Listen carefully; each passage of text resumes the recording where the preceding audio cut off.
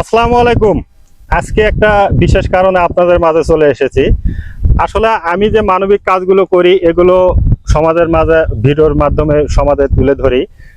এই ভিডিওগুলো একটা ভাই দেখে উনি আমাকে ইনভাইট করেছেন ইন্টারভিউ দেওয়ার জন্য। তো আমার কাছে এটা সবচেয়ে বড় পাওয়া, এত বড় খুশি লাগতেছে যে আমার কাছে। কালকে উনি আমাকে ফোন দিয়েছিল যে ভাই আপনার একটা ইন্টারভিউ নিব, আপনি একটু আমার সাথে দেখা করবেন। তাই আমি ওনার কাছে যাচ্ছি।